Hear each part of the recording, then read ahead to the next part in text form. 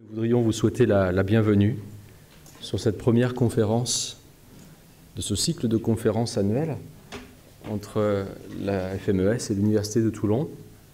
Le président de l'Université de Toulon s'excuse parce qu'il a été retenu sur le campus de la Garde en cette rentrée et il m'a chargé effectivement de venir vous souhaiter la bienvenue sur cette première conférence avec M. Chaniolo. Donc merci d'avoir accepté cette invitation. Merci à vous pour cette première de l'année. Et puis vous souhaitez aussi et surtout, au-delà de cette première conférence, un très beau cycle de conférences tout au long de cette année. Voilà, tout simplement. Merci à vous tous. Merci. Donc bonsoir à tous. Avant de présenter notre orateur du soir, Jean-Paul Chaniolo, je voudrais vous donner quelques informations, parce que sinon je vais oublier de les dire à la fin de la conférence, au moment où tout le monde partira. Nous avons nos prochaines conférences, c'est Pierre Azou qui fera la prochaine conférence le mardi 16 novembre sur les recompositions géopolitiques en Méditerranée. Donc on sera dans la suite de des sujets qu'on va traiter ce soir. Le 9 décembre, c'est le professeur Pierre Vermeuren qui va nous parler de l'évolution des 3 pays maghrébins. Là aussi, sujet ô combien important. Et d'ailleurs, il a fait un article sur la Tunisie qui est sur notre site. Et donc, je vous conseille tous, non seulement d'aller voir nos articles sur nos sites, et de vous abonner. C'est gratuit. Tout est gratuit chez nous, à la FMES. Vous nous abonnez à la newsletter, à la lettre d'information de la FMES. Vous avez vu derrière moi tout à l'heure que dans un an, presque jour pour jour, nous allons monter, on aura l'occasion d'en reparler, mais je veux quand même que vous le notiez sur vos tablettes, les rencontres stratégiques de la Méditerranée. Ça sera au Palais Neptune, ça sera les 27 et 28 septembre 2022, donc on a un an devant nous, pour la première édition de ce qui doit devenir le colloque annuel sur la Méditerranée et le Moyen-Orient en France, et même, si possible, en Europe et ailleurs. Donc l'objectif, c'est que tous les gens qui réfléchissent, qui s'intéressent et qui pensent et qui agissent sur ce théâtre absolument vital pour nous, pour l'Europe, et pas seulement pour l'Europe, pour les 2 rives de la Méditerranée d'ailleurs, et pour le Moyen-Orient, eh bien, viennent à Toulon une fois par an, au mois de septembre, pour en parler, pour échanger, et pour essayer d'être collectivement plus intelligents sur ce sujet compliqué. Voilà, prenez donc, notez sur vos tablettes, je vous redonne les dates, 27, 28 septembre 2022. Et dernier point, nous faisons un colloque sur la sécurité maritime dans le sanctuaire Pélagos. Donc vous voyez ce que c'est, hein, c'est entre la Corse, Nice et l'Italie. C'est le jeudi 21 octobre prochain, donc dans très peu de temps, dans 15 jours, au Palais du Commerce et de la Mer, au Palais de la Mer, à côté de la CCI, dans les locaux de la CCI. Voilà, excusez-moi, hein, j'ai fait un peu de pub, mais c'est important que vous puissiez tous profiter de toutes les initiatives que l'Institut FMES met à votre disposition. Alors, ce soir, nous accueillons Jean-Paul Chaniolo, premier orateur de notre année universitaire. Merci encore à l'Université de Toulon de nous accueillir dans ce bel amphi. Cette conférence est filmée, enregistrée. Elle sera sur notre chaîne YouTube très vite, donc dans quelques jours. Vous pourrez la revoir, la rediffuser, la passer à tous ceux qui souhaiteraient la voir. Et je pense que pour notre première conférence de l'année, on ne pouvait pas mieux tomber que Jean-Paul Chaniolo pour poser le débat sur le Moyen-Orient. Il est professeur émérite des universités. Il est président de l'IREMO, l'Institut de recherche et d'études sur la Méditerranée et le Moyen-Orient, qui fête ses 10 ans cette année. Il est ancien doyen des facultés de droit, il est auteur de très nombreux ouvrages que vous connaissez certainement tous, en tout cas beaucoup d'entre vous, sur le Moyen-Orient, sur les relations internationales. Les plus récents, c'est Israël-Palestine, la défaite du vainqueur, donc, qui date de 2017 en Actes Sud, mais réédité, il me semble, en 2021. Il a également édité l'Atlas du Moyen-Orient, ouvrage de référence que je vous conseille, avec Pierre Blanc, aux éditions Autrement, en 2019. 2019 pour la dernière édition. Voilà. Il est aussi directeur de la revue Confluence Méditerranée, qui fête, elle, ses 30 ans, si je ne m'abuse. Bon, c'est bien ça. Et donc là, vraiment, on est au cœur de notre sujet. Le thème de sa conférence, et je lui laisse la parole tout de suite, c'est le Moyen-Orient, la revanche de l'histoire. Merci, monsieur le professeur. À vous.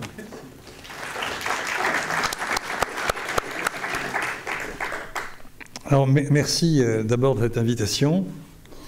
Merci d'être là. Et on a donc comme sujet qui a été le fruit d'une discussion avec Pierre Azou, mais je crois que c'est lui qui a trouvé le titre, « La revanche de l'histoire ». Alors, une fois qu'on a dit ça, j'ai envie de dire, Pierre, tu viens m'expliquer ce que c'est que la revanche de l'histoire. Mais je pense qu'on peut le prendre de plusieurs façons. Et moi, je vais le prendre, au fond, avec mon regard, simplement mon regard, qui est donc forcément discutable. Et c'est bien l'intérêt peut-être d'une conférence de ce genre, c'est que l'important ensuite, c'est le débat. Donc, revanche de l'histoire, pour moi, c'est au fond un constat. Le constat, c'est que j'arpente cette région depuis, disons, un certain temps, et j'ai le sentiment que tout change, mais en même temps, les fondamentaux restent, les fondamentaux demeurent, et que globalement, quand on croit pouvoir comme s'échapper de l'histoire, elle vient vous reprendre par le col et vous rappelle son caractère pesant, incontournable, puissant. Tant qu'on n'a pas trouvé, et je terminerai là-dessus tout à l'heure, tant qu'on n'a pas trouvé, je dirais, de nouvelles et fortes bifurcations. C'est-à-dire qu'à un moment donné, il y a un événement qui peut aller dans un sens ou dans un autre et qui peut justement changer la donne historique. À partir de là, la revanche de l'histoire, on peut la retrouver partout. On la retrouve en France, par exemple, quand on est dans une relation avec l'Algérie, il est clair que l'histoire pèse, quoi qu'on fasse. On le voit encore ces jours-ci. On a tous, plus ou moins, une relation avec l'Algérie, une histoire avec l'Algérie, une mémoire de l'Algérie ou avec l'Algérie, et ça pèse dans la relation, tant du point de vue politique, géopolitique, que du point de vue individuel. Sauf que peut-être au Moyen-Orient, cette caractéristique qu'on retrouve sans doute dans beaucoup d'endroits, elle est particulièrement forte, particulièrement pesante en définitive. Et pour essayer de donner un peu de chair à cette idée très générale, j'ai choisi de prendre un fil rouge. Et ce fil rouge, c'est celui de l'État. En prenant 3 temps de l'État. Le temps de sa formation, donc de la formation, le temps de la formation des États au Moyen-Orient, le temps de ses rapports avec les populations, et donc les questions qui pour moi sont fondamentales, les questions d'identité, et puis enfin le temps des relations entre les États, les dimensions géopolitiques, géostratégiques. Et je vous ai fait passer, non pas un PowerPoint comme on fait souvent, mais une carte que vous avez sous les yeux, parce que je trouve que c'est plus précis, plus concret. Je vais y faire référence à plusieurs reprises. Comme ça, on est dans le visuel et ça me paraît indispensable. Alors d'abord, si j'ai dit 3 temps, l'État dans sa formation, l'État dans son rapport aux identités, l'État ensuite dans ses rapports avec les autres, eh bien, on va donc démarrer sur la formation, c'est-à-dire en fait prendre les choses à ce qui est dans l'époque contemporaine, en tout cas, le début de l'émergence du Moyen-Orient. Et je crois qu'on ne peut rien comprendre au Moyen-Orient si on n'a pas une idée au moins de la façon dont le Moyen-Orient a été construit, la façon dont le Moyen-Orient est apparu. Et cette carte, qui est un petit peu coupée sur la gauche, c'est pas grave, elle vous donne une idée assez précise, parce qu'en fait, c'est une carte qui en comprend au moins 3 ou 4. Je crois qu'il faut partir d'un point très concret, qui est le fait que lorsqu'il y a une construction d'État, d'un point de vue un peu théorique, il y a un processus qui s'opère le plus souvent à l'intérieur d'un territoire, et ce processus est conduit par une population qui souvent se structure en un processus national. Si on prend par exemple la décolonisation, on a beaucoup d'exemples de construction d'État à partir d'un processus national qui aboutit ensuite à la création d'un État. Au Moyen-Orient, rien de tout ça. Rien de tout ça, sauf quelques exceptions sur lesquelles, évidemment, je reviendrai, parce que ce sont des exceptions tout à fait fondamentales. Alors, sur ce processus, il faut d'abord partir de ce que vous avez sur la carte. Le trait bleu que vous voyez, dont vous voyez une partie, c'est en fait la réalité de l'étendue du territoire de l'Empire ottoman. Et je crois qu'il faut vraiment partir de cette idée. Nous sommes, disons, en 1900, en 1914, avant la guerre de 14-18, toute cette région est soumise à un empire. Et un empire qui est là depuis 1299, c'est-à-dire depuis des siècles. Et ça veut dire que toute cette région, où qu'on soit, comme vous l'avez sur la carte, eh bien, c'est une région qui renvoyait à un seul pouvoir, même si dans la réalité concrète, les choses sont complexes, je ne vais pas rentrer là-dedans, mais en fait, fondamentalement, c'était un centre impérial, Istanbul, la Sublime Porte, et donc les hommes et les femmes qui vivaient dans ces contrées étaient en lien politique avec cet empire ottoman. Et ils pouvaient circuler partout dans cette région. Il n'y avait évidemment pas de frontières. Il y avait des circonscriptions administratives, mais il n'y avait pas de frontières. Et ça me paraît très important. Et deuxième point, c'est que la population, on devrait dire les populations qui habitaient dans cette région, sont extraordinairement diversifiées. Elles sont diversifiées sur le plan culturel, sur le plan religieux, musulmans, juifs, chrétiens, et à l'intérieur de ces catégories, évidemment, bien des sous-catégories ou des différentes catégories. Elles sont différentes sur le plan ethnique. Il y a des Turcs, il y a des Kurdes, il y a des Arabes. Donc nous sommes dans une région qui est extraordinairement diversifiée sur le plan de la population. Et d'une certaine façon aussi, ces populations sont assez largement entremêlées. Ça ne veut pas dire qu'elles vivent ensemble, mais en tout cas, elles vivent côte à côte et souvent très imbriquées. Et c'est ça qu'il faut voir, c'est que le principe d'un empire, ça serait une conférence à part entière, c'est cette idée justement qu'il y a un pouvoir central sur des populations qui sont extrêmement diversifiées et qui sont au fond à l'opposé de la structure classique d'un État, qui est l'État-nation. C'est-à-dire qu'en principe, dans un État, il y a, je dis en principe parce que c'est beaucoup plus compliqué que ça, mais enfin, il y a l'idée d'une population homogène. On dit souvent d'ailleurs, dans un raccourci critiquable d'ailleurs, on parle d'État-nation.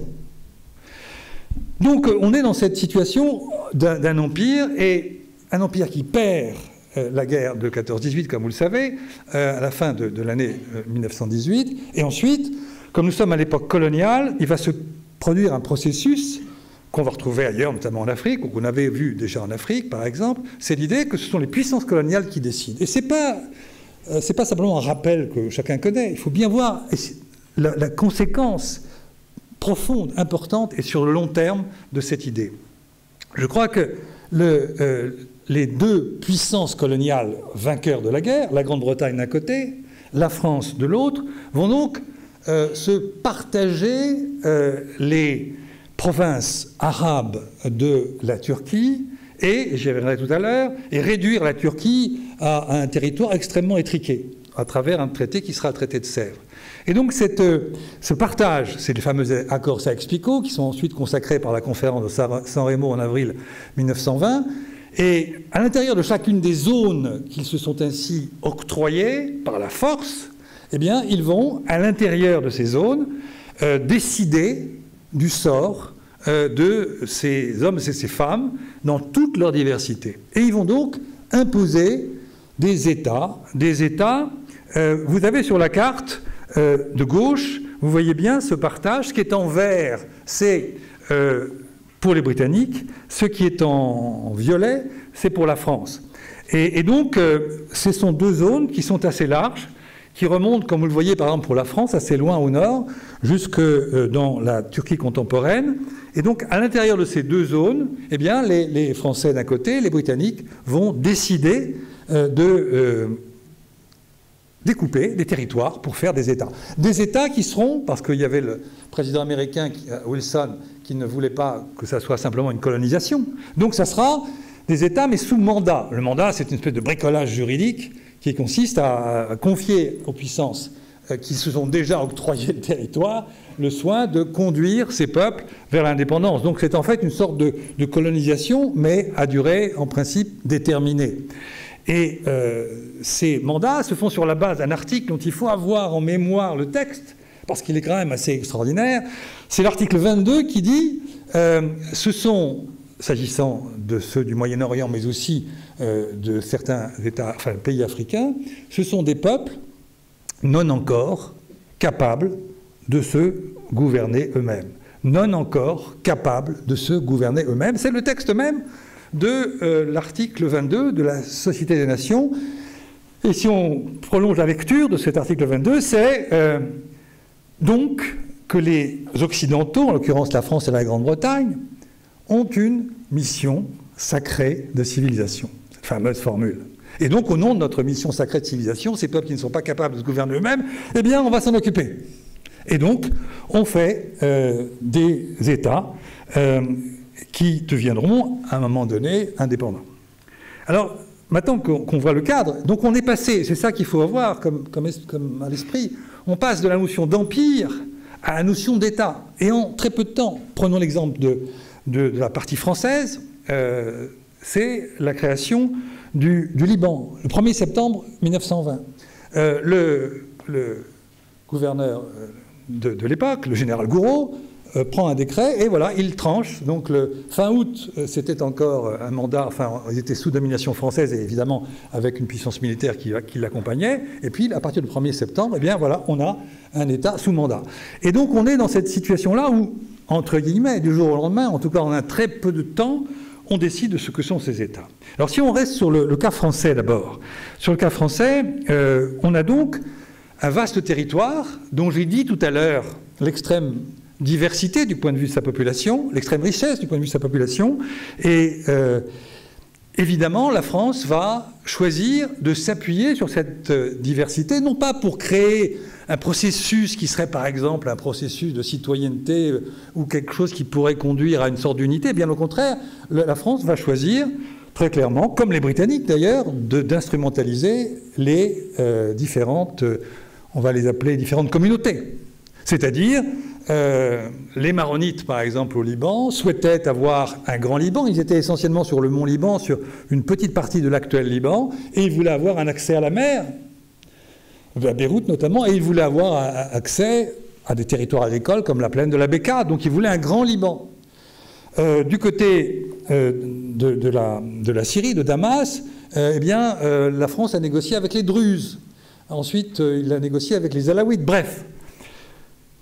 En quelques semaines, la France crée un grand Liban, un territoire des Alaouites, un État druze, en négociant avec les grandes familles druzes, un État d'Alep, un État de Damas. On a donc un éclatement, mais qui est parfaitement artificiel et qui conduit à ce que les hommes et les femmes, je vais y revenir évidemment, de cette région n'ont pas leur mot à dire, ou du moins ils ont essayé de dire des choses, je vais l'expliquer tout à l'heure, mais ils n'ont pas pu se faire véritablement entendre. Encore que pour les Libanais, c'est un peu différent. Bref, on se retrouve dans une situation où il y a au fond des États qui sont créés, mais ce ne sont pas des États-nations. À charge, bien entendu, ensuite on peut dire, ben voilà, avec le temps, eh bien, cet État pourra construire une nation. Mais dans un premier temps, ce n'est certainement pas des États-nations, bien entendu, puisque c'est complètement construit de l'extérieur. Du côté britannique, il se passe la même chose, le même processus, un peu différent, parce que les Britanniques ont un autre type de politique à l'égard de ces processus coloniaux, car ça relève en dernière instance d'un processus colonial, et ils vont créer d'un côté l'Irak, et puis de l'autre, ils vont établir leur mandat sur la Palestine, et entre les deux, ils hésitent pendant un certain temps, ils hésitent pour plein de raisons, et finalement, ils choisissent de créer un troisième État entre l'Irak et la Palestine. Ça sera donc un pays qui se trouve de l'autre côté du Jourdain, on va l'appeler la Transjordanie. Et donc on a ainsi trois États, on a l'Irak, la Transjordanie avec Amman, et puis la Palestine. Alors la Palestine va subir, mais ce n'est pas le sujet de notre conférence ce soir, mais on pourra y revenir dans le débat si vous voulez, la Palestine va connaître une situation très particulière, parce que la Grande-Bretagne, comme vous le savez, avait promis au mouvement sioniste, la fameuse déclaration Balfour en 1917, donc l'installation d'un foyer national juif en Palestine. Les Juifs, à l'époque, représentent environ 10% de la population. Donc, il va y avoir d'emblée, dès 1918, 1920, disons 1920, tout de suite des heurts entre la majorité arabe à l'époque, 90%, et puis les organisations sionistes, et c'est le début du conflit israélo-palestinien. Donc c'est encore une autre question, une autre histoire qui va se nouer. Et du côté irakien, il faut aussi, et là aussi quand on parle de retour de l'histoire, de revanche de l'histoire, voilà un premier exemple très concret, c'est que l'Irak s'est construit ou a été construit en 2 temps. Premier temps, on a mis 2 grandes provinces ensemble pour faire l'Irak. C'est la province de Bassora et la province de Bagdad. La province de Bassora est plutôt chiite, la province de Bagdad est plutôt sunnite. Et c'était tout. Et on a rajouté, après un arbitrage de la Société des Nations, en 1925, un autre territoire, plus au nord, que la Turquie revendiquait aussi, et qui c'est le vilayet, donc la province de Mossoul, où il y a une dominante kurde, pas à Mossoul, mais dans la province. Après un arbitrage de la SDN assez compliqué, assez intéressant à regarder de près pour ceux que ça intéresse. Bref, on a rajouté une 3e partie pour faire l'Irak contemporain, avec donc, appelons-le brièvement, le Kurdistan. Une partie du Kurdistan actuel en tout cas. Donc on est dans cette situation-là, et donc on a vraiment des créations d'États qui sont des créations qui viennent, non pas des populations, mais qui viennent de l'extérieur. Et c'est donc d'emblée, je dirais, on a écrit un bouquin avec Pierre Blanc qu'on a appelé « L'invention tragique du Moyen-Orient », c'est que d'emblée, eh bien, il y a des contradictions très fortes qui sont ainsi enracinées. Alors, par rapport à ça, quelles sont les conséquences hier et aujourd'hui? Les conséquences hier, c'est que dans le schéma que je viens de développer, je vous disais, on n'a pas tenu compte du point de vue des populations. Comment elles s'exprimaient, ces populations? Il y avait d'un côté les élites qui se sont exprimées, et puis d'un côté, il y avait des segments de ces peuples qui se sont aussi exprimés, chacun de manière complètement différente. Les uns par la parole, les autres par les armes. Ceux qui sont exprimés par la parole, ce sont ceux qui sont allés à la conférence de Paris en 1919, où les différents leaders des peuples kurdes, du peuple arabe, du peuple libanais, parce que les Libanais maronites avaient une délégation différente, les Arméniens étaient présents, le mouvement sioniste était présent, et qu'est-ce qu'ils venaient faire? Ils venaient dire « Nous voulons un toit politique, c'est-à-dire la maîtrise de notre destin, c'est-à-dire un État ». Et donc, ils ont dit leurs revendications, et je prends un seul exemple, parce que on n'a pas le temps de voir ça dans le détail, mais un seul exemple important, c'est le roi Faisal, ou plutôt l'émir Faisal, car il n'est pas roi à ce moment-là, qui est le fils du shérif Hussein de la Mecque, avec lequel les Anglais ont négocié un certain nombre de choses, et ont fait des promesses, notamment l'idée d'avoir un royaume arabe lorsque l'Empire ottoman sera battu. C'est comme ça que les Britanniques ont obtenu que les Arabes se soulèvent, la fameuse révolte de juin 1916, qui nous donne la révolte arabe avec Faisal comme leader, et le fameux Laurence d'Arabie, hein, vous voyez ça, qui remonte tout le long de la mer Rouge jusqu'à Damas, en passant par Aqaba, où ils prennent Aqaba. Et donc là, nous avons un personnage qui a été important en 1916-17, donc pendant la guerre, aux côtés des Britanniques, et puis ensuite, on le retrouve dans des conditions très particulières à Paris, et il dit, voilà, vous avez fait des promesses à mon père, bien je veux un État. Et en fait, il est littéralement éconduit. À un moment donné, quand il revient en Syrie, il proclame l'État, royaume arabe, nous sommes au printemps de 1920, et les Français le battent militairement dans une bataille, en juillet 1920, la bataille de Messaloun, et c'est terminé. Il sera exilé d'abord en Transjordanie, puis ensuite il va se retrouver, il va être récupéré par les Britanniques qui en feront le roi d'Irak.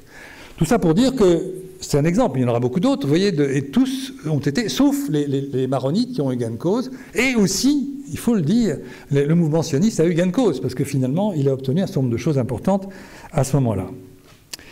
Quand je disais, il y a les élites, puis il y a le peuple, et il y a eu des révoltes. Et si vous prenez les années, alors pas immédiatement en 1920, mais un peu plus tard, en 1923, en 1925, il y a des révoltes dans toute la région. Des révoltes à Damas,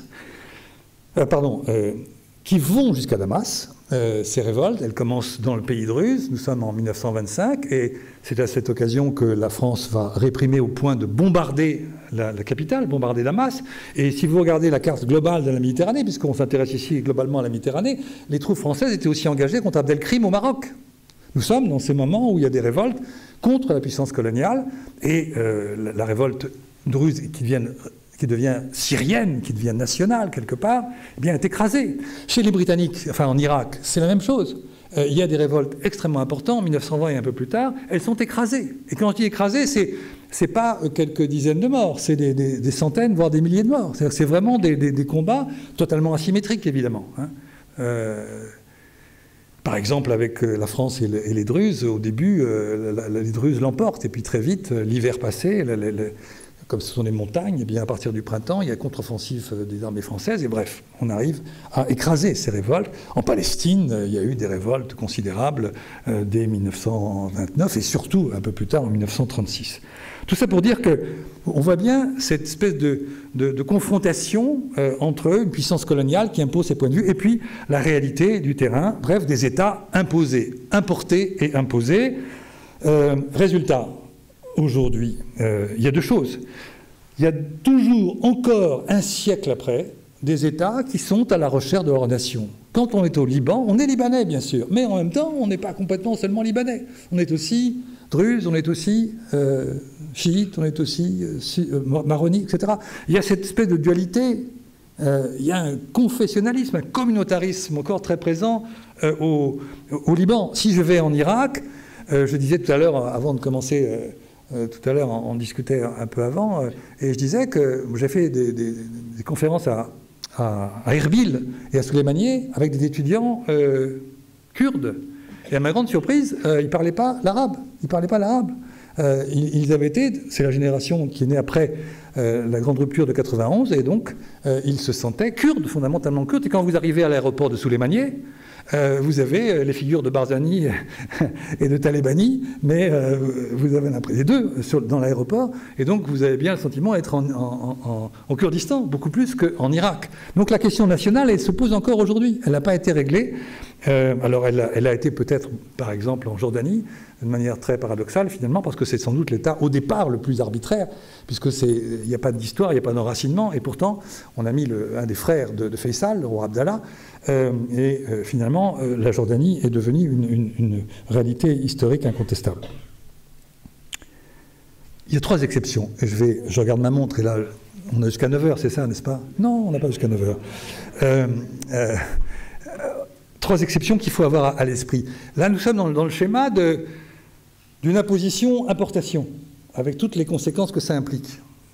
Eh bien, si on prend la Turquie, c'est l'inverse, et c'est ça qui est intéressant, c'est que la Turquie, en 1920, comme elle a perdu, pour prendre une chose que vous connaissez très bien, le traité de Versailles. Vous voyez ce que pouvait être le traité de Versailles pour l'Allemagne. Eh bien, le traité de Sèvres, c'était à peu près comparable pour la Turquie, c'est-à-dire souveraineté atrophiée, territoire réduit, humiliation, etc. Et la différence, évidemment, c'est que la Turquie s'appuyait sur une structure étatique ancienne, sur un sentiment national ancien. Mustafa Kemal est intervenu et il a balayé tout cela. Et vous avez sur la carte, vous la voyez bien sur la carte de droite, vous voyez tout ce qui est dans la Turquie contemporaine, tout ce qui est en Ashur, tout ce qui est assuré, ce sont les territoires qui sont récupérés par Mustafa Kemal. Parce que, par exemple, dans l'est de l'Anatolie, il devait y avoir un État kurde, peut-être. C'était avec des conditionnalités, mais bon. Il y avait aussi un État arménien. La France occupait une partie de la Cilicie, que vous voyez, là, avec les rayures. La Grèce contre les Smyrnes, les détroits étaient sous contrôle international, et tout ça a été balayé par les armes, par Mustafa Kemal, pour arriver à la Turquie contemporaine que vous connaissez. Ça, c'est le premier exemple. Il est tout à fait considérable. Ça veut dire que là, vous aviez un mouvement national qui s'est battu pour avoir son toit politique et qui a rejeté par les armes les humiliations et les soumissions qu'on voulait lui imposer dans le traité de Sèvres, qui a donc été remplacé 3 ans plus tard par un traité qui s'appelle le traité de Lausanne. Deuxième exception, c'est l'Arabie Saoudite. Alors là, je n'ai pas le temps d'évoquer ça, mais vous voyez le dessin à gauche, c'est très bien fait. C'est que Abdelaziz Ibn Saoud part en reprenant le flambeau de l'histoire de sa famille qui remonte au XVIIIe siècle, part du Nadj, c'est-à-dire du centre, c'est-à-dire de Riyad, qu'il a occupé en 1902, et à partir de là, il va conquérir l'ensemble de ce territoire, et une Arabie va donc devenir saoudite. La Turquie devient kémaliste, si je faisais rapide, et l'Arabie devient saoudite. En chassant le shérif Hussein, la famille Hussein, les Hakhémites, eh bien, ils sont chassés par l'offensive des Saouds. Donc c'est là encore une construction qui est une construction autour d'un personnage charismatique qui construit son État, qui devient l'Arabie saoudite en 1932. Et puis il y a un troisième exemple, et ça je le laisse de côté, parce que c'est encore une autre histoire, c'est l'Égypte. L'Égypte est enracinée dans son territoire, et pour faire très bref, dans le Nil, donc elle n'est pas concernée par tout ça. Mais vous voyez bien, la question de la formation des États est tout à fait essentielle. Ça, c'était mon premier point. J'ai mis que 3/4 d'heure, c'est bon, hein. Donc, deuxième point, c'est le rapport aux populations. Le rapport aux populations, et ça, c'est un point qu'on a tendance un peu à, je dirais pas oublier, j'exagère, mais qu'on met un peu de côté de temps en temps. C'est la question de l'identité. Et pour moi, c'est essentiel. Mais j'ai peut-être tort, c'est pour ça que je disais tout à l'heure, c'est un débat, c'est ouvert. Il y a un livre que j'aime beaucoup, que vous connaissez sans doute, sûrement même, d'Amin Maalouf, qui s'appelle « Les identités meurtrières ». Les identités meurtrières. Si vous ne l'avez pas lu, je vous conseille de le lire. Et Amin Maalouf essaie de comprendre ce que c'est que l'identité. Alors il fait son examen d'identité. C'est comme ça qu'il appelle ça, au début du bouquin. Mon examen d'identité. Il dit, bon, je suis chrétien, mais je suis, plus particulièrement, je suis grec catholique. Je suis arabe, je suis libanais, et puis j'ai choisi d'être français. Et cet examen d'identité nous montre quoi? Nous montre que cette identité, si on la prend d'un certain point de vue, au fond, c'est une ouverture. Et il est ouvert sur le monde chrétien, et il parle français, évidemment, parfaitement, il est même à l'Académie française maintenant. Et puis, il est ouvert aussi sur l'islam, par la langue arabe. Il est ouvert aux Libanais, évidemment, il est libanais, il est ouvert à la France, il est français, etc. Donc on voit bien, c'est une série d'ouvertures. Le problème et la contradiction, c'est que quand vous additionnez ces ouvertures, vous devenez une minorité. Il est au Liban, grec, orthodoxe, et donc c'est une toute petite minorité. Et il ne peut pas s'échapper. On ne peut pas s'échapper de cette identité, ni au Liban, ni ailleurs. Et c'est ça que je trouve très important. Amin Maalouf a trouvé le moyen, il s'est élargi en partant. Seulement, c'était au prix de l'exil. Alors, je n'en dirai pas plus, je ne vais pas parler à sa place, je n'ai aucune légitimité à parler à sa place, évidemment, mais on voit bien qu'il a choisi de ne pas rester pendant la guerre. Il a fui cette guerre qu'il appelle une guerre suicidaire, il n'a pas forcément tort, évidemment. Mais enfin voilà, il est parti. Donc il a l'exil. Mais pour tous ceux qui restent, et je connais beaucoup de gens comme ça qui ont une identité, et qui sont, vous connaissez la formule, d'assignés à résidence. Eh bien, je dirais qu'on peut être assigné à identité. Et cet assigné à identité, vous pouvez très bien vouloir vous en défaire, dire, mais non, je ne suis pas ceci ou cela, je ne suis pas grec orthodoxe, je ne suis pas libanais, je suis un homme du Moyen-Orient, je suis un arabe, c'est tout ce que vous voudrez. Sauf que, il y a quelque chose qui est terrible, et que beaucoup d'amis libanais, irakiens m'ont raconté, et ont vécu surtout. Ils m'ont parlé du pluriel. Le pluriel, c'est quoi? C'est quand le regard des autres, vous dites « vous ». C'est comme si je disais maintenant « vous les Toulonnais, vous êtes ceci ». Ou moi, les Parisiens, je suis ceci. Vous les Grecs, vous les Maronites, vous les Sunnites, etc. Et ce pluriel, il est terrible. Il est terrible parce qu'il vous assigne à une identité. Et dans les situations de confrontation, et a fortiori de violence, eh bien, cette assignation à identité est de l'ordre de l'existentiel. De l'existentiel au sens où vous ne pouvez pas vous en séparer, mais aussi dans le sens où vous êtes dans une situation où vous pourriez perdre la vie. Si on prend la guerre civile libanaise, on l'évoquait tout à l'heure, des gens qui passaient des barrages entre 1975 et 1990, ils passaient un barrage tenu par telle communauté et on était d'une autre communauté, ils passaient, il y a eu des moments où on prenait la carte d'identité sur laquelle il y avait la religion et on tuait. Donc quand je dis existentiel, c'est dans ces deux sens. À la fois, par rapport à soi, on ne peut pas se sortir de cela, de cette assignation, et d'autre part, les autres vous ramènent à ce que vous êtes. Et si vous voulez quitter votre communauté, ben vous êtes immédiatement un traître par rapport à cette communauté. Et par rapport aux autres, vous êtes un suspect. Donc votre destin devient très très suspect. Et je connais au moins 2-3 personnes dans des situations très particulières. Là, c'est pas au Liban, c'est en Israël-Palestine, où un Israélien juif a choisi d'aller du côté palestinien. C'est terrible. Les Israéliens l'ont toujours considéré comme un traître, mais de manière violente. Et les Palestiniens l'ont apprécié, parce que c'était un personnage tout à fait remarquable, mais en même temps, il y avait peut-être quelquefois, une méfiance. Le temps a peut-être fait son affaire. Donc vous voyez, cette idée, elle est terrible, parce qu'on est vraiment, comment dirais-je, empaqueté, emprisonné dans son identité. Et partout. Si vous êtes kurde, si vous êtes ceci. Et il y a un deuxième point par rapport à ça. C'est la question des mémoires. C'est-à-dire que quand on a une identité, quelle qu'elle soit, c'est pas simplement que vous êtes, comme nous disait Amin Mahalouf, je suis grec, catholique, je suis libanais, je suis arabe, etc., français. Mais vous avez forcément une histoire que vous avez vécue, que vos parents ont vécue et que tout d'un coup vous devez assumer, même si vous ne le voulez pas. C'est ça les mémoires. Et elles sont souvent dans cette région absolument tragiques. Pour les Palestiniens, par exemple, parler avec un Palestinien quel qu'il soit, où qu'il soit, prononcer le mot Nakba, c'est-à-dire la catastrophe de 1948, et aussitôt, il va prendre en compte, il va se souvenir de cela, enfin, il ne l'aura pas oublié, mais je veux dire, ça fait partie de son identité. La Nakba, c'est très connu. Je prends un deuxième exemple. C'est Anfal. Est-ce que ça vous dit quelque chose, Anfal? Non. Non, répondez pas tous à la fois. L'opération Anfal. L'opération Anfal, c'est en 1988, Saddam Hussein décide de détruire des villages kurdes dans la région du Kurdistan irakien et d'assassiner une grande partie de la population.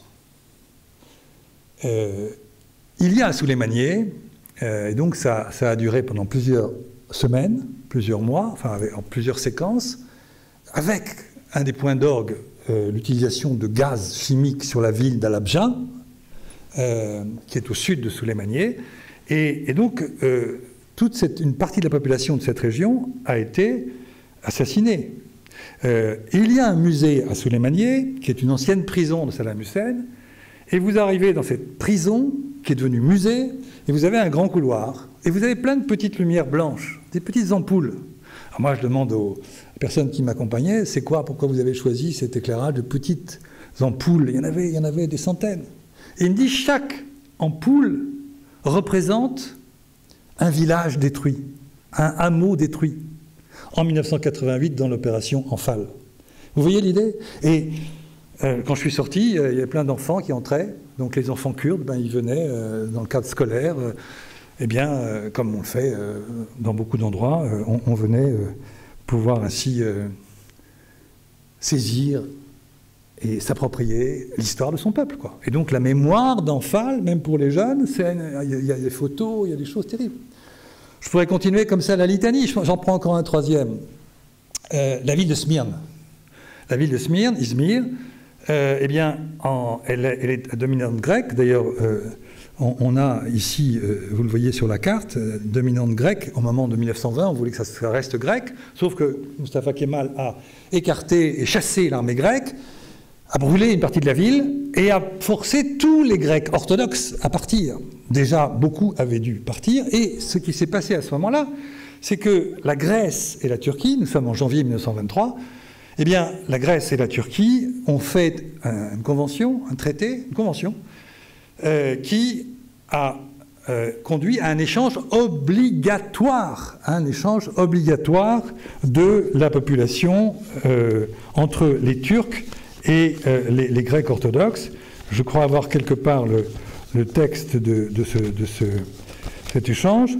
C'est dire que, en fait, ils sont obligés les Grecs orthodoxes sont obligés de quitter du jour au lendemain la Turquie, et les musulmans qui se trouvent en Grèce sont obligés de quitter leur territoire et doivent en fait venir en Turquie. On a un échange de population, ça a touché des centaines de milliers de personnes.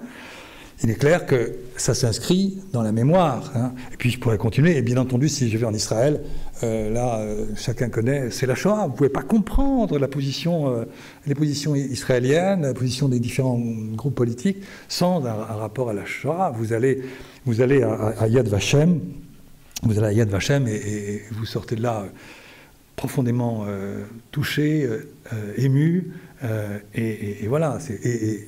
Parenthèse, mais qui est intéressante, c'est que les chefs d'État ou les chefs de gouvernement étrangers, lorsqu'ils arrivent à Tel Aviv, eh bien, d'abord, ils visitent Yad Vashem. Donc il y a aussi un côté politique, mais fondamentalement, la Shoah est au cœur de tout ce qu'on peut penser en Israël par rapport à son environnement arabe. Donc nous sommes vraiment dans ces situations où les mémoires sont extrêmement lourdes. Les maronites, ce serait les massacres par les Druzes, etc. J'arrête là. Hein. Mais vous voyez, et je crois que ça c'est partout, et dans tout le Moyen-Orient, chacun a son histoire dans laquelle il y a l'intériorisation d'une mémoire. Et donc, du coup, chacun, comment dirais-je, on renforce encore les identités. Alors, puisqu'on parle de l'État, qu'est-ce que ça signifie par rapport à l'État ? Nous avons donc ces identités, ces communautés, et ces communautés, ça ne se ramène pas simplement à la religion, hein, qu'on soit bien clair. Les communautés, c'est aussi... D'ailleurs, ça existait du temps ça a toujours existé du temps de l'Empire ottoman, avec des statuts très particuliers, ce qu'on appelait des millets, pour les chrétiens, pour les juifs. Donc c'était une organisation, c'était aussi la maîtrise de leur juridiction, mais aujourd'hui, une communauté, c'est vraiment un ensemble très complexe de structuration, de hiérarchie, de réseau, de solidarité aussi. Et donc c'est très compact, même si on veut essayer de s'en défaire, parce que c'est la grande question. Alors qu'est-ce qu'on peut faire? Quelles sont les hypothèses? La première hypothèse, c'est que les communautés empêchent l'État. C'est antinomique. Au Liban, par exemple, comment penser un État dès lors que tout est régi par le système communautaire? Donc c'est un échec. Il n'y a pas d'État au Liban. Je suis un tout petit peu excessif en disant ça, mais pas vraiment. L'armée, il ne peut pas y avoir une armée, parce que si vous parlez d'un État, il faut le monopole de la violence légitime. Qui peut assumer le monopole, sinon la force armée? Or, la force armée, elle ne pourra jamais s'opposer à quelque chose de grave, parce qu'elle sera multicommunautaire. Ils ont tenté 1000 fois. Et donc, on est dans ces contradictions. Donc, la première hypothèse, c'est que les communautés empêchent l'État. La deuxième hypothèse, c'est que, et ça a été aussi évoqué à tel ou tel moment de l'histoire, eh bien on fait un État confessionnel. À un moment donné, on voulait faire un État maronite. Je vous parlais de la France qui a voulu faire un État druze et qui l'a fait pendant quelque temps. Donc on peut avoir cette idée, mais vous voyez bien les limites, les contradictions, et vous imaginez le pulse invraisemblable que serait le Moyen-Orient. Donc en fait, c'est quelque chose qui est théoriquement envisageable, mais qui est politiquement sans doute très dangereux. Sur beaucoup de plans, le débat est ouvert. Troisième formule, c'est évidemment la construction nationale, la citoyenneté. Beaucoup d'amis libanais, que vous avez sans doute aussi, eh bien, ils voudraient bien un système avec une citoyenneté. Ils voudraient bien qu'on se sente libanais, sur le plan national, sur le plan de la citoyenneté, et dépasser ces communautés en les gardant toujours en soi, bien entendu, mais pas en faire le cœur de tout. La citoyenneté, c'est un sujet qui est extraordinairement difficile. Et ça pose, si vous commencez à aborder ça, plein de problèmes. Parce que si, au fond, on défend la citoyenneté, ça veut dire qu'on va arriver à un système démocratique. Alors nous, Européens, on va dire, voilà, la démocratie, c'est la solution. Sauf que la démocratie, quand vous en parlez avec un certain nombre de gens dans les communautés, ils vous disent, mais la démocratie veut dire à ce moment-là que puisque nous, on est démographiquement minoritaire, on sera toujours démocratiquement minoritaire. Donc la démocratie vient quelque part se fracasser sur les réalités de la démographie. Ce que je dis, bien entendu, c'est mon quatrième point par rapport à ça, par rapport à l'État, communauté confessionnelle. Oui, communauté, mais si c'est une communauté nationale, alors là, oui, on peut envisager un État. Et bien entendu, on revient cette fois-ci à l'idée qu'une communauté devient en fait une réalité nationale. La communauté palestinienne, on ne va pas l'appeler communauté nationale, on va l'appeler peuple palestinien. Les Kurdes, en ce qui concerne les Kurdes d'Irak, en tout cas, une communauté qui a une ambition étatique parce qu'il y a un sentiment national, encore que là aussi il faudrait en discuter. L'État israélien est un État juif, mais en même temps il y a clairement un rapport à la nation. Vous voyez, c'est tout à fait compliqué quand on se met à poser les choses comme ça. Bref, vous voyez que les identités qui remontent loin dans l'histoire, Hein, on est au cœur du sujet, mais on veut s'en sortir, on veut s'en séparer, on veut s'en distancier. On ne peut pas. On ne peut pas parce que, ben voilà, elle fait partie de nous. Et si on veut s'en échapper, comme je vous le disais au début, on vous le rappelle, mais vous êtes maronite, vous êtes ceci ou cela. Puis enfin, troisième point, je vous avais dit, 1, la formation des États, 2, les États dans leur rapport aux populations, donc la question des identités, enfin, troisièmement, le grand jeu. Alors, le grand jeu, ben, d'autant plus qu'il y aura une conférence dans un mois par Pierre, je vais juste dire 2 ou 3 choses par rapport à mon sujet, la revanche de l'histoire. Si on regarde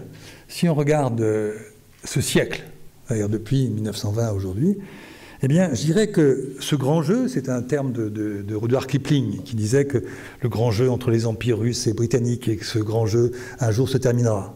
Point. Quand tout le monde sera mort. Point. Autant dire qu'il a quelque chose de permanent. Alors, c'est pas lui qui l'a inventé, c'est un officier britannique vers 1840. Mais bon, peu importe. Grand jeu, c'est ça, c'est le grand jeu des États entre eux. Et là, je dirais, pour résumer tout ça, par rapport à ce siècle, faire une synthèse d'un siècle en 5 minutes, je dirais qu'il y a une structure, une seule structure, et il y a des séquences. Une structure et des séquences. Quel que soit le moment de ce siècle que vous abordez, vous avez toujours les mêmes types d'acteurs. Il y a 3 types d'acteurs, à chaque fois. Il y a 1, les plus fondamentaux, les plus historiques, ce que j'appellerais les empires. J'ai gardé le terme, même si aujourd'hui ça a un peu de sens. Encore que, il faut voir. Donc les empires, c'est les grands empires du 19e siècle jusqu'au début du 20e, c'est-à-dire l'Empire ottoman, dont on a parlé, l'Empire perse et l'Empire russe. Et imaginez, prenons une chose simple, vous savez les plaques tectoniques, quand elles se frottent, eh bien, ça crée des tremblements de terre. Eh bien, on peut prendre cette image. Ces 3 empires étaient comme des plaques tectoniques et ils se sont frottés pendant des années, des décennies.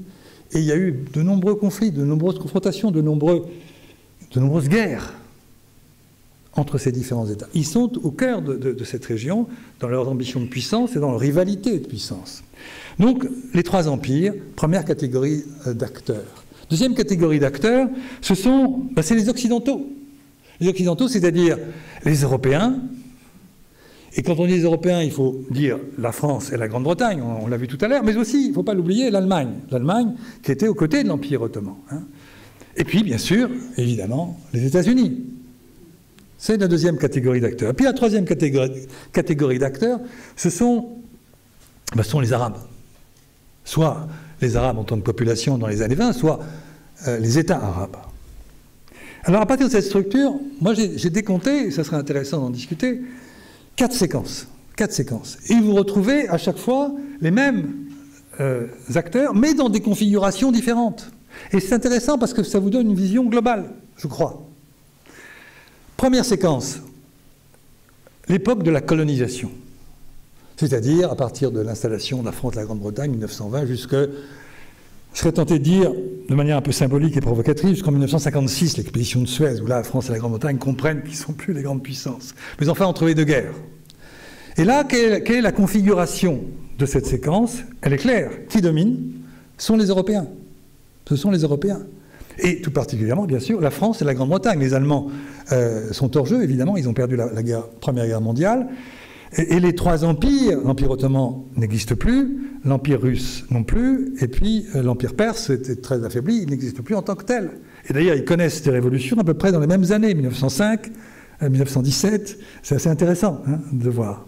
Donc les empires sont complètement affaiblis, et les Arabes sont soumis à des puissances coloniales. Première séquence.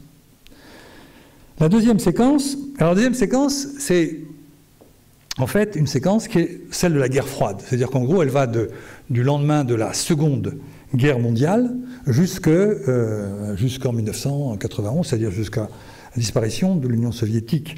Et là, la configuration, je n'ai pas le temps de le développer, mais vous sentez bien quelle sera la thématique.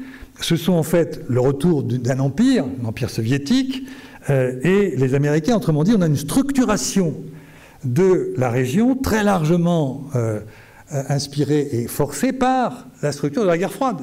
On pourrait prendre chaque État arabe, ou la Turquie, membre de l'OTAN, est du côté américain, l'Irak est plutôt du côté soviétique. Bref, les deux empires, mais cette fois-ci l'Amérique et l'Union soviétique, comme partout ailleurs dans le monde, structurent cette région. La troisième séquence, elle démarre avec la chute de l'Union soviétique. Et cette période démarre en 1991, et là, c'est la période où l'acteur dominant dans cette configuration, c'est évidemment les États-Unis. C'est les États-Unis qui vont, au nom de leur hyperpuissance, démontrer leur impuissance. Ils vont mener d'abord la première guerre du Golfe en 1991, puis ensuite, après l'Afghanistan, en 2001, il y aura, en mars 2003, l'attaque de l'Irak. En pensant on se souvient encore de George Bush qui dit « voilà, nous avons gagné la guerre ». En fait, il avait gagné la guerre d'un instant, mais en réalité, c'était le début d'une tragédie. Et en plus, alors il avait brisé complètement l'État irakien, sans revenir aux contradictions de la population, hein, parce que cet État irakien avait quand même massacré et les Kurdes et aussi les chiites en 1991. Et puis, il ouvre aussi un boulevard à l'Iran. L'Iran est débarrassé d'un pays avec lequel il y a eu 8 ans de guerre. Donc cette hyperpuissance conduit à une impuissance et bouleverse le jeu complètement. Et finalement, ça nous amène à une sorte de quatrième et dernière séquence, qui est la séquence dans laquelle nous sommes. Et qui a démarré, je dirais, pour être précis, vous savez, quand on ne sait pas très bien, on dit dans les années récentes. Et là, la structuration actuelle, elle est intéressante, parce que quelle est-elle? Reprenons nos 3 catégories d'acteurs. Eh bien, c'est le retour des empires. C'est-à-dire que les 3 États incontournables aujourd'hui, c'est la Turquie, c'est évidemment la Russie, et en particulier depuis leur intervention en Syrie en 2015, et l'Iran. Alors, c'est plus les empires. Mais on sent bien qu'en plus, dans la tête de Khamenei ou de Ramenai, ou bien de Poutine ou de Erdogan, il est clair que l'idée impériale, elle est quelque part. Elle est quelque part. Donc c'est le retour des empires. Deuxième point, c'est la disparition de l'Occident. Alors je fais bref, c'est excessif. Mais c'est vrai pour les Européens. Les Européens ont disparu depuis longtemps. Et c'est tout le problème de la position de la France, qui essaie d'avoir une politique intéressante, mais dans ces conditions, comment faire? Avec quel appui? Quand on parle des questions politiques, pas simplement des questions économiques, évidemment, même si les deux sont liés. Donc on est là dans une situation où les Européens ont disparu. Les Américains, Kaboul est un symbole. Pas simplement un symbole d'un échec terrible en Afghanistan qui a été anticipé par plein d'experts. On parlait tout à l'heure d'experts, mais il y a par exemple un expert de l'Afghanistan qui s'appelle Gilles de Roncero et qui écrivait un article il y a plus de 10 ans pour dire qu'on allait vers cet échec. Il y a plus de 10 ans. Hein, c'était très très clair. Donc on est dans cette situation où les Américains ont perdu cette guerre, mais bien plus, c'est la fin d'un cycle. Ça ne veut pas dire que les Américains quittent le Moyen-Orient, parce qu'ils sont encore là à travers leurs alliés, ils ont des bases, etc. Mais on voit bien que c'est la fin d'une période. Et aujourd'hui, au moment de la guerre de Syrie, par exemple, de la révolte en Syrie, à un moment donné, les tractations se faisaient à Genève.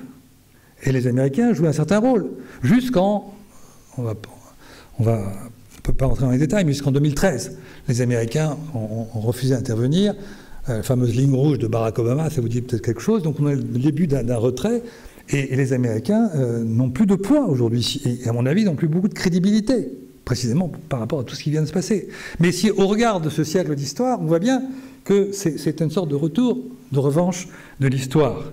Quant aux Arabes, aux États arabes, eh bien, eux aussi, ils sont les grands perdants. On revient à une situation où ils sont marginalisés. L'Irak est complètement désarticulé, même si le pouvoir irakien aujourd'hui essaie de prendre des initiatives, de restructurer, mais on voit bien les immenses difficultés. La Syrie, j'en parle pas, bien comment il faudrait en parler. Le Liban n'a jamais été un acteur important, mais plus que jamais, il est dans une situation absolument dramatique. L'Égypte, qui a longtemps été un acteur majeur, est là aussi marginalisé pour plein de raisons. Et donc on est dans cette situation où les États arabes n'ont plus de poids. On se retrouve, je dirais presque, un siècle en arrière. Bien entendu, ce que je dis, ce sont des grandes idées, il faut revenir plus en détail, mais on voit bien le retour à l'histoire. Les fondamentaux géopolitiques sont là, ils sont revenus, ils sont présents. Alors aujourd'hui, les choses se focalisent autour de l'Arabie Saoudite, pays du Golfe, de l'Iran, c'est un autre sujet, et c'est vrai que là, les choses ont évolué, on n'est pas dans une revanche de l'histoire, encore que on va se retrouver dans les plaques tectoniques que j'évoquais tout à fait au début. Voilà donc ces séquences. On a une même structure, avec les mêmes types d'acteurs, mais selon les périodes, ces configurations sont différentes, et la revanche de l'histoire, c'est que les empires sont de retour. Si je fais une synthèse très synthétique, bien entendu, hein, on peut en dire. Alors, conclusion. Alors, j'ai deux conclusions. Conclusion réaliste et une conclusion de rêveur. La conclusion réaliste, c'est de dire, dans ces conditions, comme il y a une multipolarité des sources de conflit et une formidable antériorité des sources de ce conflit, des enracinements de ces conflits, il ne faut pas imaginer qu'il puisse y avoir une véritable stabilité au Moyen-Orient, parce que justement, on n'a pas traité les fondamentaux. Et tant que les fondamentaux ne sont pas traités, il y aura forcément, ici ou là, des conflits qui vont ressurgir.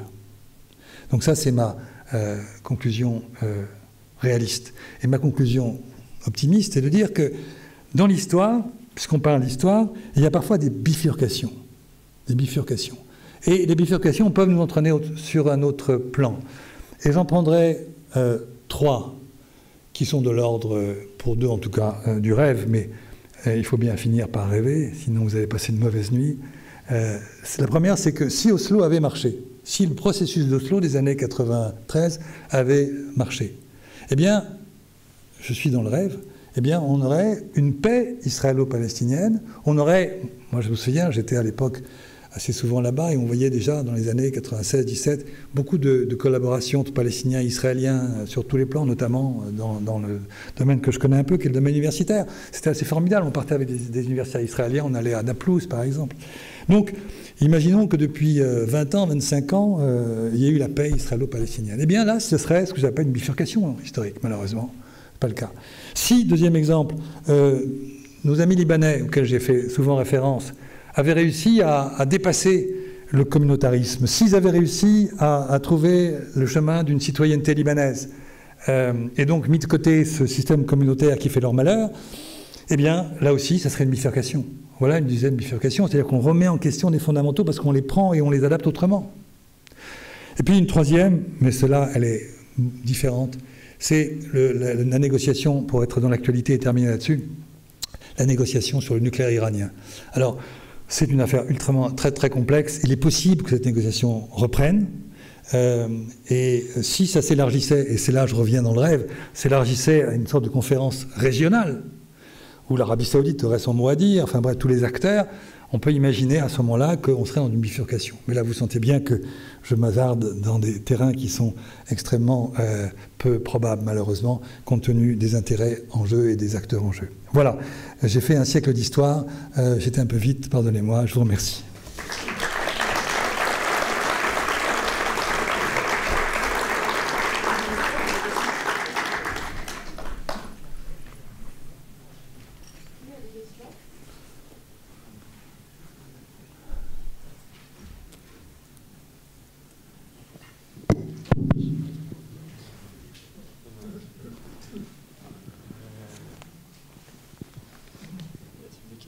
Y a-t-il des questions à propos de cette conférence? Je vous laisse le temps de réfléchir. Je peux aussi répondre à des questions qu'on ne m'a pas posées, hein, c'est possible.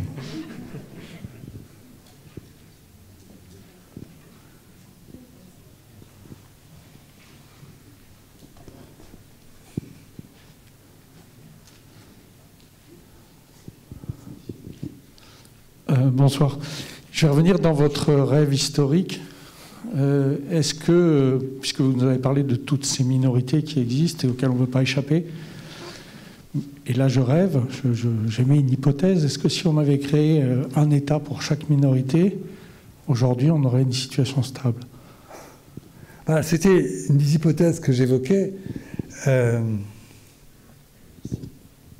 mais si vous voulez, ça n'aurait pas de sens, parce que si on prend la diversité des populations, Même la création de 5-6 États n'y suffirait pas, et puis surtout, ça ne serait que déplacer le problème.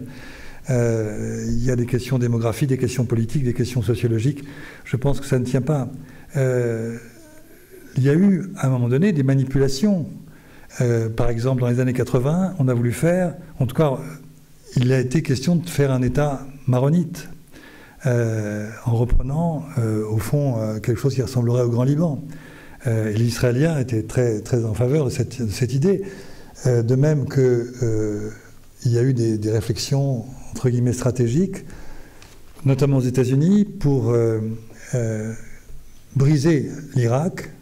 Il y a un très bon bouquin qui s'appelle La fin de l'Irak, The End of Iraq, où l'auteur, qui est un ancien diplomate, montre qu'on peut avoir 3 États, un État kurde, évidemment, ça c'est le plus cohérent, parce qu'il y a un soubassement national, il suffit d'aller à Soleimani et à Erbil, comme je vous l'ai dit, pour s'en rendre compte. Hein. Un État chiite qui serait du côté de Bassora et un État sunnite qui serait du côté de Bagdad. Mais je crois que ça ne réglerait pas du tout les conflits, on les comment dirais-je, on les déplacerait. Et puis dans certains endroits, c'est impossible parce que les populations restent extrêmement entremêlées. Je pense que la solution à tout cela, mais là aussi c'est de l'ordre du rêve, encore que ça a été mise en œuvre d'un point de vue théorique. Enfin à mes yeux en tout cas, c'est le fédéralisme. C'est-à-dire trouver un système, prenons la constitution irakienne pour répondre de manière plus précise à votre question. La constitution irakienne de 2005, alors elle a été largement importée par les Américains, avec toutes les ambiguïtés que ça peut avoir, et il y en a plusieurs. Mais en tout cas, l'idée, sans regarder dans le détail, c'était que, puisqu'il y a ces 3 provinces, et qu'il y a à l'intérieur de ces provinces plusieurs régions, eh bien faisons un État fédéral. Autrement dit, la solution, c'est que, vous savez, le système du fédéralisme, c'est que chacun partage le pouvoir global et a son autonomie dans sa région. C'est ça le principe. Donc on est maître de son destin, puisqu'on est maître de sa région, mais aussi parce qu'on participe au pouvoir central. Et ça, c'est une formule qui a du sens. C'est-à-dire qu'un Irak véritablement fédéral pourrait peut-être fonctionner. Sauf que cette constitution de 2005 n'a jamais vraiment été mise en œuvre. Les rétractions identitaires sont évidemment toujours à l'œuvre. J'ajouterai un point sur lequel j'ai glissé, j'ai eu tort, c'est de dire que pour autant, nous ne faisons pas de contresens, et si je ne l'avais pas... Si je ne disais pas maintenant, j'en aurais fait un par omission, c'est que ces communautés ne sont pas il ne faut pas les essentialiser. En aucun cas, on a les chiites, on a les maronites, on a évidemment à l'intérieur de ces communautés aussi de profondes divisions politiques et idéologiques. On a une guerre entre les maronites, on a une guerre entre les chiites, il y avait des chiites communistes comme il y avait des chiites islamistes. Bref, il faut faire attention à ne pas du tout essentialiser. Hein. J'aurais été vraiment à côté de cette conférence si j'avais laissé passer l'idée. Donc en aucun cas essentialisé, mais en dernière instance, il y a une réalité qui est la réalité de l'identité malgré tout. Donc je pense que la réponse à votre question, c'est non. Je ne pense pas qu'on puisse fabriquer des États sur une base confessionnelle. Je pense qu'il faut qu'il y ait quelque part un sentiment national, et par conséquent, ça revient à la question de la citoyenneté. Et un des moyens de trouver une synthèse et un compromis, une fois encore, c'est le système fédéral quand cela est possible, c'est-à-dire quand il y a une vraie répartition territorialisée des populations, ce qui est le cas de l'Irak, ce qui n'est pas le cas du Liban.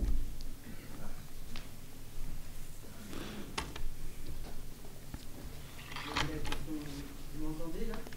Oui, je vous entends. Qu'est-ce que vous pensez de la projection du colonel Ralph Peters par rapport à l'évolution du Moyen-Orient dans les années à venir ? Vous pouvez préciser ce que ça signifie ? En fait, j'avais suivi il y a quelques années une conférence. Si vous aviez un micro, ça serait mieux, je crois, non ? Parce que d'abord, je vous entends à peine, et puis ensuite, personne ne vous entend. C'est le découpage. Oui. Donc en fait, je parlais de la projection faite par le colonel Ralph Peters sur l'évolution du Moyen-Orient dans une projection possible avec la création d'États, notamment l'État de Free Kurdistan, par exemple, ou le Baluchistan, ou l'extension de l'Iran vers l'Orient, etc. Voilà. Je ne sais pas si ça vous parle. Oui, ça me parle parce que c'est un exemple de ces réflexions sur ce plan-là. Mais je crois que pour les raisons que j'ai indiquées, ça ne tient pas. Je pense que ça tient à partir du moment où on a une vraie dynamique nationale. C'est-à-dire que moi, je pense qu'aujourd'hui, il manque 2 États au Proche-Orient. Et ça serait déjà beaucoup peut-être, mais là aussi, vous allez vite voir les obstacles. Le premier État qui manque au Moyen-Orient, c'est l'État palestinien. Les résolutions des Nations Unies l'ont annoncé depuis très longtemps, encore récemment, une résolution très importante en décembre 2016. Donc il y a un État palestinien parce qu'il y a une conscience nationale palestinienne, un État palestinien à côté d'Israël, conformément au droit international. Ça oui, bien évidemment. Mais ce n'est pas sur une base confessionnelle, c'est sur une base nationale. Et quant aux Kurdes, eh bien, il y a eu un référendum, c'était exactement il y a 4 ans, c'était à l'automne 2017. Et là, il y a aussi un sentiment national. En plus, ils se sont exprimés. Il y a eu un référendum, le résultat était à 90%, 95% en faveur de l'indépendance. Sauf que on voit bien que nous sommes, là encore, dans un retour à l'histoire. C'est-à-dire que les Turcs ne pouvaient pas accepter, les Iraniens non plus. Bref, cette idée d'un État kurde, elle est impossible géopolitiquement, alors que c'est pourtant donner droit à une revendication qui remonte au siècle, enfin à 1920, au siècle dernier. Autrement dit, pour répondre à votre question, je ne crois pas du tout à l'idée de ces États confessionnels, tous les schémas qu'on a. En plus, c'est des schémas de l'extérieur. C'est-à-dire que c'est les gens qui manipulent de l'extérieur la réalité sociologique et politique des États. C'est aux États, c'est aux hommes et aux femmes de ces pays de se décider. Ils ont justement connu suffisamment d'interventions extérieures qui les ont dépecés et qui les ont marginalisés. Donc c'est à eux de prendre leurs responsabilités. Et malheureusement, c'est vrai qu'aujourd'hui, on ne voit pas par quel bout ça pourrait s'amorcer.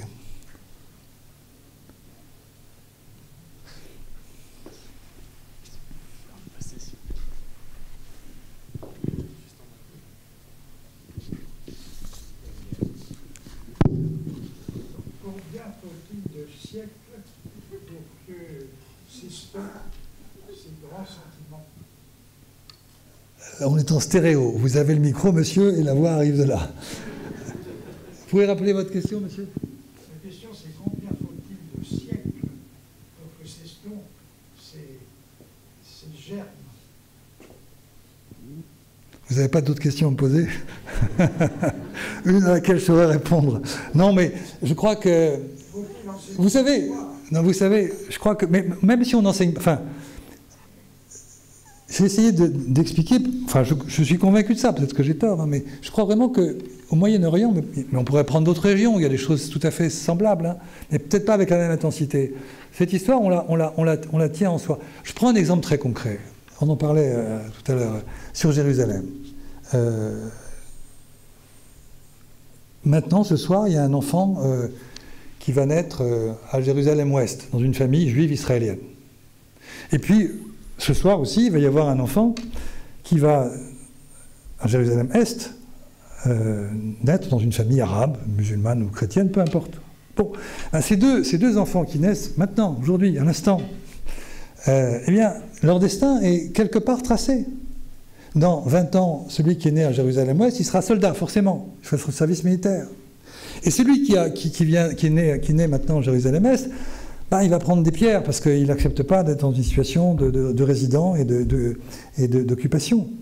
On va retrouver les heurts qu'on a vus il n'y a encore pas très longtemps à Jérusalem. Donc ces deux enfants-là, alors, ils sont coincés. Alors qu'est-ce qu'il peut faire justement que l'un ne va pas être le soldat que l'autre va retrouver dans une manifestation au risque de l'un tue l'autre?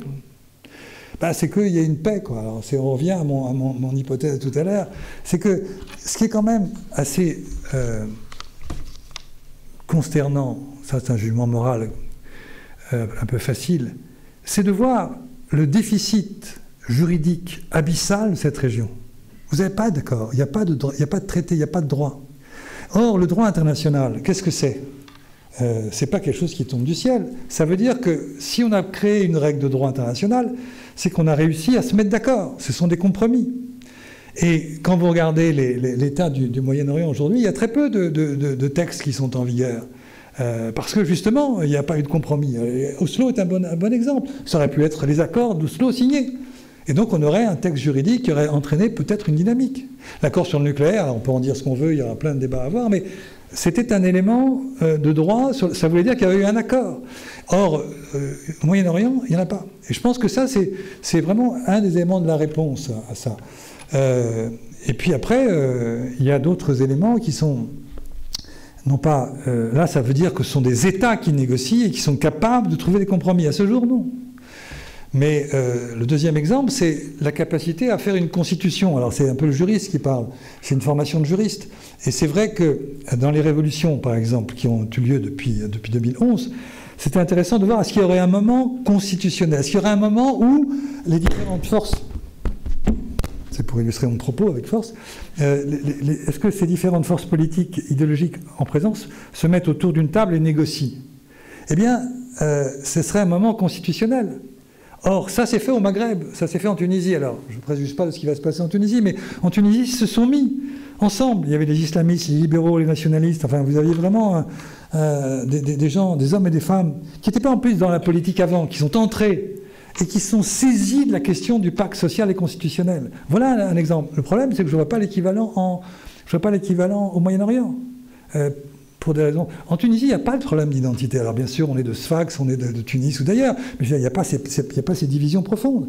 Au Liban, on peut imaginer comme ça, faisons un rêve, qu'ils se mettent autour d'une table et qu'ils renégocient la Constitution.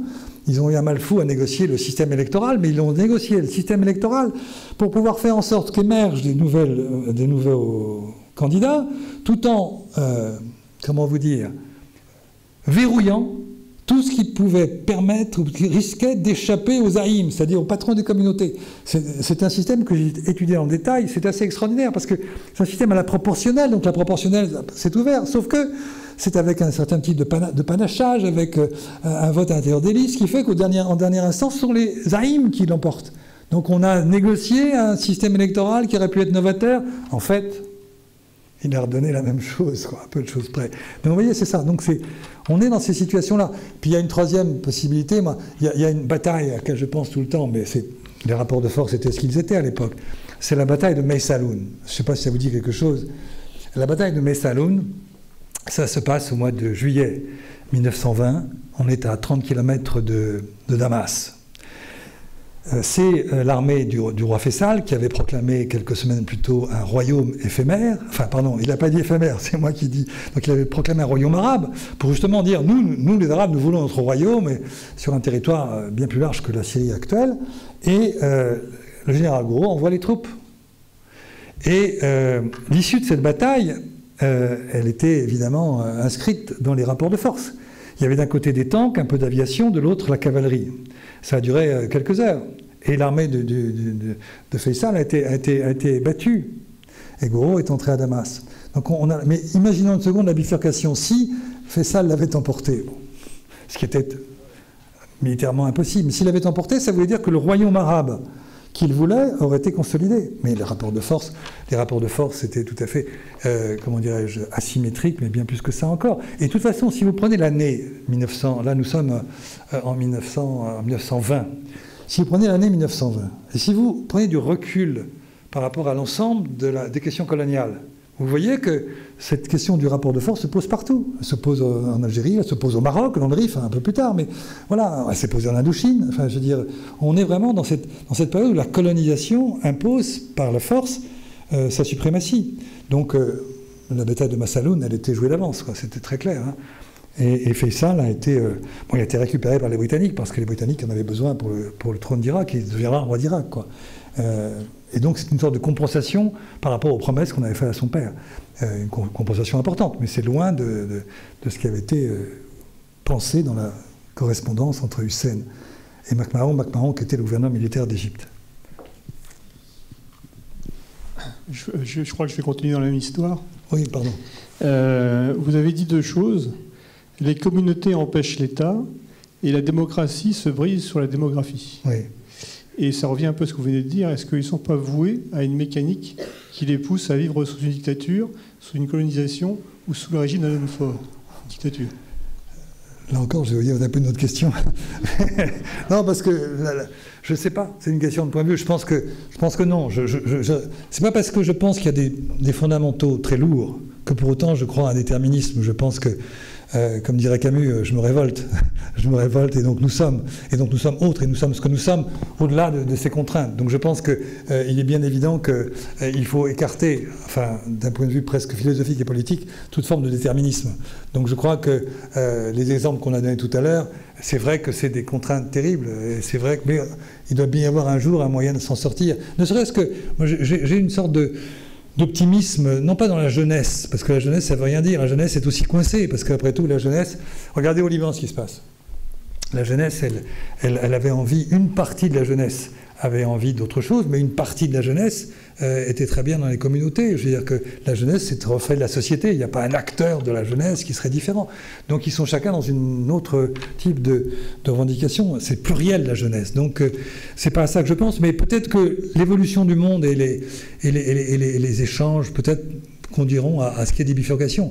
Mais malheureusement, à ce stade, pour reprendre la formule de Pierre que j'aime bien, je disais que je n'étais pas un expert, mais un promeneur éclairé. Le promeneur éclairé, très modeste que je suis, ne voit pas du tout de solution. Si vous voulez. Pour être très franc, au moment des révoltes arabes, je n'y ai pas cru. On les a suivis beaucoup à l'IREMO. On a fait 1001 réunions, débats, colloques. Moi, je n'ai jamais cru, parce que je pensais qu'il y avait à un moment donné une résilience des régimes autoritaires et que malheureusement, ce n'était pas encore cette fois-ci que ça fonctionnerait.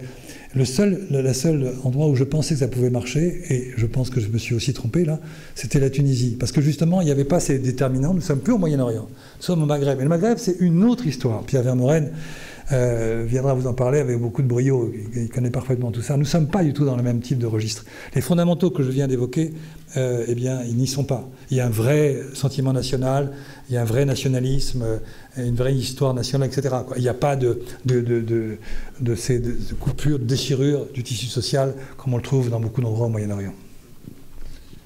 Juste un dernier point. On parle un petit peu en occidentaux.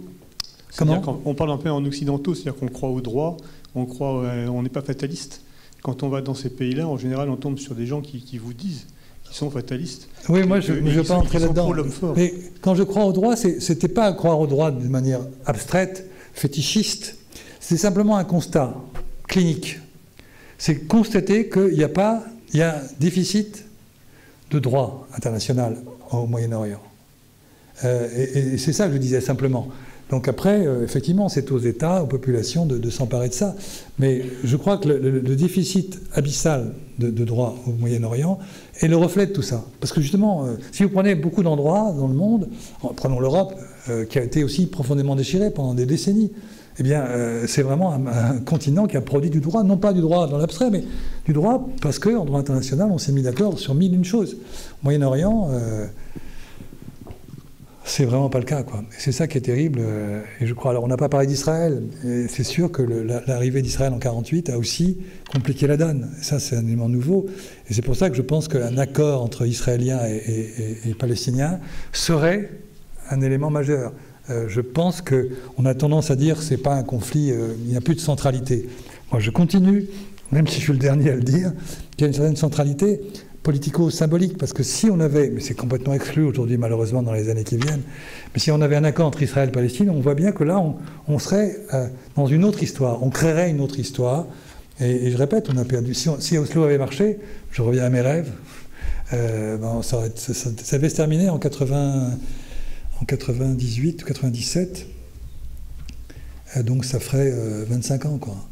25 ans de paix, de collaboration, nous aurait conduit sans doute à créer autre chose.